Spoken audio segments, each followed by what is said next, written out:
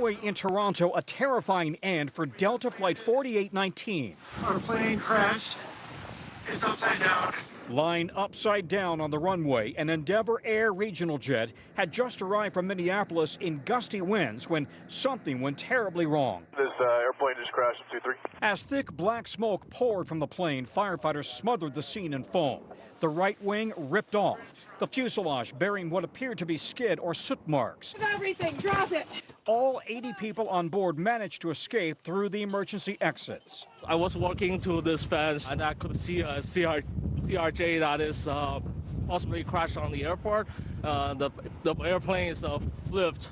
18 people injured and transported to area hospitals, including 2 airlifted to trauma centers. 1 child rushed to Children's Hospital in Toronto. I've seen a few people on stretchers that we have transported. I have seen one person with a sling on their arm, and I've seen others that are just potentially exposure type injuries because it is very cold here. The plane, a Bombardier CRJ-900 regional jet made in Canada, is a workhorse for short-haul flights worldwide. At the time of the crash, it was 18 degrees with 20 to 30 mile-per-hour winds and strong crosswinds.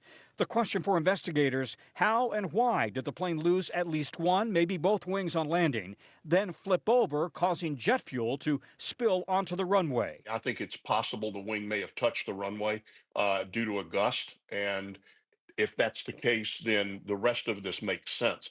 But the recorders are going to show that. In a statement, Delta says our primary focus is taking care of those impacted. The flight was carrying a total of 80 people, 76 passengers, and 4 crew.